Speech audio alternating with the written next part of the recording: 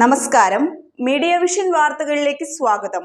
ആശുപത്രിയിലെ നിരീക്ഷണ പിഴവെന്ന് ബന്ധുക്കൾ. മരണമടഞ്ഞ കൂത്താളിയിലെ രജനിക്ക് നാട്ടുകാരും ബന്ധുക്കളും ചേർന്ന് യാത്രാമൊഴി നൽകി.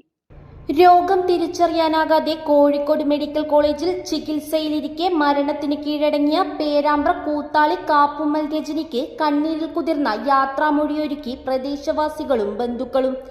കാലിൽ വേദന സഹിക്കവയ്യാതെയാണ് ആശുപത്രിയിൽ പ്രവേശിപ്പിച്ചത്. രോഗം സ്ഥിരീകരിക്കാതെ മനോരോഗത്തിന് ചികിത്സ നടത്തി ഡോക്ടർമാർക്ക് പിഴവ് പറ്റിയെന്നാണ് ബന്ധുക്കൾ ആരോപിക്കുന്നത്. ഒരു സൂക്കാടൊന്നും ഇല്ലാണ്ട് കൊണ്ടുപോയതായിരുന്നു. ഒരു കാലിനും കൈക്കും തരിപ്പ് വന്നിട്ട് കല്ലോട്ട് ആസ്പത്രിയിൽ കാണിച്ചതാണ്. എന്നിട്ട് കല്ലോട്ട് ആസ്പത്രി കാണിച്ചാലും പിറ്റേന്ന് മെഡിക്കൽ കോളേജിൽ കാണിക്കണം എന്ന് പറഞ്ഞാരോ ഒരു കൊണ്ട് കാണിച്ച് വന്ന് അന്നേരം ഒരു കാരണം ഒരു സൂക്കേടുമില്ല,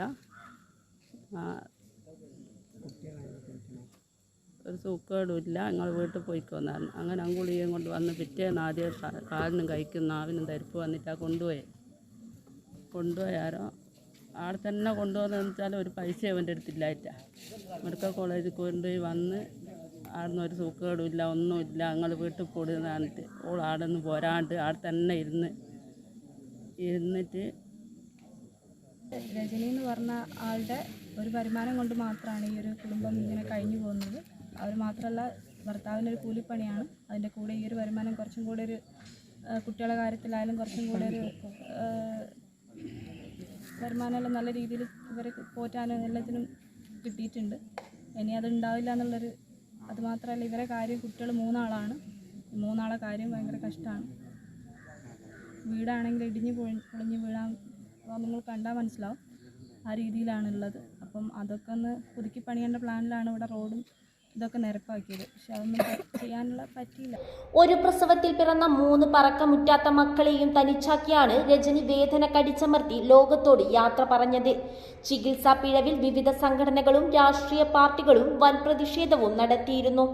മെഡിക്കൽ കോളേജിലെ പോസ്റ്റ്മോർട്ടത്തിനു ശേഷം വൈകിട്ട് 6:30 നാടിന് പ്രിയപ്പെട്ട ചേതനയേറ്റ രജനിയുടെ മൃതദേഹം കാണാനായി നൂറുകണക്കിന് ആളുകൾ സന്ധ്യാനേരത്തും കാത്തിരിക്കുകയായിരുന്നു.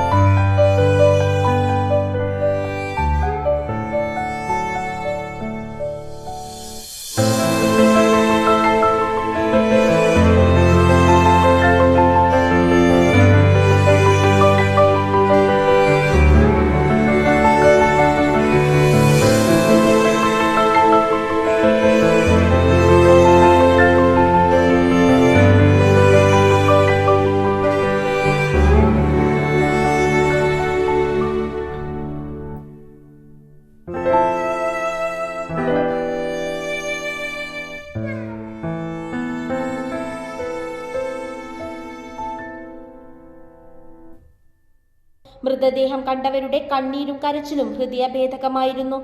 അന്തിമകർമ്മങ്ങൾക്ക് ശേഷം 14 വയസ്സുകാരായ 3 മക്കളും ചേർന്ന് ചിതയ്ക്ക് തീകൊളുത്തി.